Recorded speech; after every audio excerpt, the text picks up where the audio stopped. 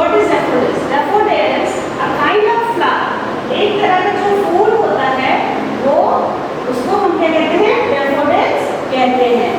William Wordsworth, obviously William Wordsworth बहुत बड़े poet हैं इंग्लिश लिटरेचर में, और उन्होंने नेचर के ऊपर बहुत सारी पोएम जो लिखी हैं वो नेचर के ऊपर, सारी 90% पोएम नेचर के ऊपर बेस्ड हैं। This poem is based on real incident of Wordsworth life. ये जो पोएम है ये बेस्ड है real incident of Wordsworth life, मतलब उनकी लाइफ में जो रियल इंसिडेंट हुआ था उससे ये पोएम प्रेरित होकर उन्होंने लिखी। कैसे लिखी उन्होंने? कि एक दिन 1802 में वर्ड्सवर्थ अपनी बहन डॉर्थी के साथ कहीं जा रहे थे, कहीं जा रहे होंगे, किसी काम से जा रहे हो, तो रास्ते में उन्होंने देखा कि वहाँ पर बहुत सारे फूल जो हैं, इसके फूल डैफोडिल्स के फूल जो हैं वो बहुत सारे खिले हुए हैं। तो वो इतने सुंदर लग रहे थे कि उनको जो वर्ड्सवर्थ हैं वो उनको देखते रहे, निहारते रहे बहुत देर तक वहाँ पर खड़े होकर। फिर तभी उन्होंने डिसाइड कर लिया कि मैं इन फूलों के ऊपर या डैफोडिल्स के ऊपर एक पोएम लिखूंगा, और उन्होंने ये पोएम लिखी। ये पोएम कब लिखी गई? 1804 से लेकर 1807 के बीच में इस पोएम को उन्होंने लिखा। So let's start. Open your page number 33, daffodils. It is written by William Wordsworth. William Wordsworth is a nature poet. So let's start. I wandered lonely as a cloud that floats on high over winds and hills, when all at once I saw a host of golden daffodils beside the lake, beneath the tree, fluttering and dancing in the breeze. यहाँ पर poet कहते हैं कि मैं अकेला घूम रहा था। I wandered lonely as a cloud, मैं बादल की तरह जो था वो मैं अकेला घूम रहा था, और the floats on high over vales and hills, और मैं अकेला घाटियों में और पहाड़ियों में घूम रहा था। घाटियों और पहाड़ियों में घूमते घूमते, when all at once I saw a crowd, घाटियों और पहाड़ियों में घूमते घूमते मेरी नज़र एक भीड़ पर पड़ी। क्राउड मीन्स भीड़। तो मेरी नज़र एक भीड़ पर पड़ी, मैंने एक झुंड देखा। उन्होंने क्या देखा? एक झुंड देखा। किसका झुंड देखा? डैफोडिल्स फ्लावर का। यानी जो डैफोडिल्स फ्लावर्स है वो ग्रुप में जो थे, उन ग्रुप में उनके प्लांट्स लगे हुए थे और वो ग्रुप में खिले हुए थे। A host of golden daffodils, तो मैंने एक झुंड देखा गोल्डन डैफोडिल्स। जो डैफोडिल्स का फ्लावर होता है वो येलो कलर का होता है, तो वो ऐसा लगता है जैसे जब एक साथ उसको आप देखिए कि एक साथ कहीं लगे हुए हैं डैफोडिल्स के फ्लावर, तो ऐसा लगता है कि जैसे गोल्ड की चादर बिछी हुई है। तो उन्होंने कहा कि a host of golden daffodils beside the lake, तो झुंड जो है वो मैंने देखा वहाँ पर लेक के किनारे, यानी झील के किनारे, और fluttering and dancing in the breeze, जो fluttering means हिलना या श्रिंक होना, मतलब श्रिंकिंग करना, इस तरह से। तो क्या हुआ कि ट्री बिसाइड द लेक, यानी लेक के किनारे, बीनीथ द ट्रीज, और ट्रीज के नीचे। कहाँ पर थे ये डैफोडिल्स? लेक के किनारे और ट्रीज के नीचे, फ्लटरिंग एंड डांसिंग, और वो डांस कर रहे थे हवा के साथ साथ, यानी वो खुश होकर बहुत डांस कर रहे थे। Then next stanza is continuous as the stars that shine and twinkle on the Milky Way, they stretch in never-ending line along the margin of a bay. 10,000 saw I at a glance, tossing their heads in springing dance. तो यहाँ पर फिर poet कहते हैं कि वो इतनी ज़्यादा तादाद में थे, continuous as the star that shine, यानी वहाँ पर डैफोडिल्स के जो फूल थे वो इतने ज़्यादा थे जैसे कि मिल्की वे में जो स्काई होती है, मिल्की वे में जो स्काई में मिल्की वे है, तो उसमें जितने सितारे होते हैं, तारे होते हैं, स्टार्स होते हैं, इस तरह से जैसे वो झिलमिलाते हैं, वैसे ही वो जो डैफोडिल्स के फूल थे वो इस तरीके से, पूरी तरीके से जो थे वो वहाँ पर नजर आ रहे थे। यानी वो उनकी जो क्वांटिटी थी फूलों की वो बहुत ज़्यादा थी। They stretch in never ending line, तो इतने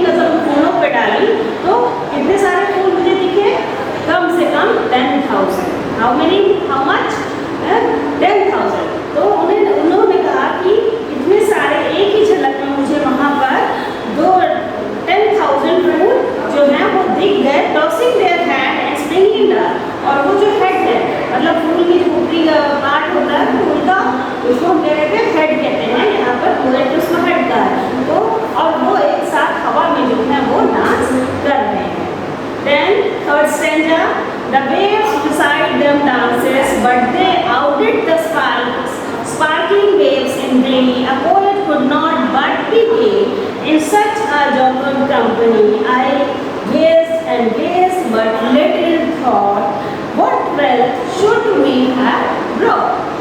Then poet कहते हैं the waves beside the dance but they, जैसे डैफोडिल्स के जो फूल थे वो हवा में नाच रहे थे, उसी के साथ साथ जो वो फूल थे वो लेक के किनारे थे, तो जो लेक की जो लहरें थी, जो लेक की जो लहरें थी पानी की, वो भी हवा के साथ और डैफोडिल्स फूल के साथ नाच रही थी. Outdid the smiling wave in glee, पर क्या कहते हैं कि पर जो खुशी या जो सुंदरता डैफोडिल्स फूल के हिलने और डांस करने में थी, वो सुंदरता लेक के पानी में की लहरों में नहीं थी. वो कर तो रही थी पर बहुत अच्छा नहीं कर रही थी. आउटडिड मीन्स बेहतर, यानी डैफोडिल्स के फूलों से बेहतर जो है लेक के पानी या लहरों का जो डांस था वो बेहतर नहीं था. A poet could not but be gay. जो पोएट है वो कहते हैं कि गे मीन्स लाइट हार्टेड मतलब जो मतलब बहुत टेंशन फ्री होता है, ज़्यादा उनको टेंशन नहीं होती है. तो जो पोएट है वो क्या कहते हैं, A poet could not but be gay in such a joyous company. Poet जो है वो कहते हैं कि मुझे ये देखकर इतनी खुशी हो रही थी, इतना मतलब अच्छा लग रहा था उसको जब देख के, जब मैं पानी का लेक के लहरों का डांस देख रहा था और डैफोडिल्स का डांस देख रहा था, तो मुझे लग रहा था कि मुझे कोई टेंशन नहीं है, मैं बिल्कुल टेंशन फ्री हूँ. I gauge and gauge but little thought, मैं लगातार उसको देखता रहा, डैफोडिल्स के फूलों को मैं लगातार देखता रहा.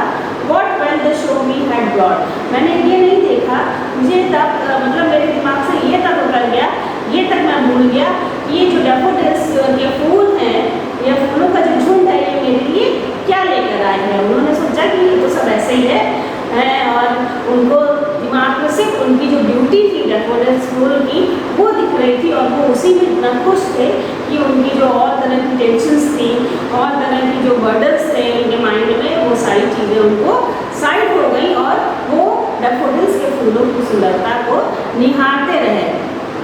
The last stanza. Far out when on my couch I lie, I waken all in pensive mood. They flash upon that inward eye, which is the bliss of solitude. And then my heart with pleasure fills and dance with the daffodils. Last में कहते हैं कि कभी कभी जब वो सारी ये बात बताते हैं तो कहते हैं कभी कभी जब मैं अपने सोफे में, काउच मीन्स सोफे में, मैं जब कभी कभी अपने सोफे में खाली बैठा होता हूँ, इन वैकेंट और इन पेंसिव हूँ, यानी खाली दिमाग से बैठा होता हूँ, यानी मेरे पास कोई काम नहीं होता है या मेरा माइंड जो है वो वर्क नहीं कर रहा होता है, और पेंसिव हूँ यानी कभी खराब मूड में बैठा होता हूँ. दे फ्लैश अपॉन द इनवर्ड आई, तो मैं उन डैफोडिल्स फूलों को, मतलब जो उन्होंने नेचर में डैफोडिल्स फूलों की जो ब्यूटी देखी, नेचर में देखा, तो वो उसको याद कर लेते हैं. तो थोड़ी देर के लिए क्या होता है कि उनका जो हार्ट है यानी उनका जो हृदय है वो प्लेजर से भर जाता है, प्लेजर से भर जाता है यानी खुशी से भर जाता है. यानी उस समय का वो सीन इमेजिन कर लेते हैं अपने दिमाग में, जब वो खाली बैठे होते हैं या उनका मूड खराब होता है, तो उस समय जब वो डैफोडिल्स फूलों का वो इमेजिन कर लेते हैं तो वो उनको मतलब उनके मन में इतनी खुशी आ जाती है कि वो उनके माइंड को एक तरोताज़गी मिल जाती है और वो डैफोडिल्स फूलों की तरह ही उनका जो मन है या माइंड है वो शांत हो जाता है और वो डांस करने लगता है. ऐसा होता है ना कि जैसे आप कभी परेशान होते हैं और किसी बात से बहुत परेशान हो गए, तो अचानक से आप बैठे और सोच रहे हैं उस परेशानी के बारे में, तो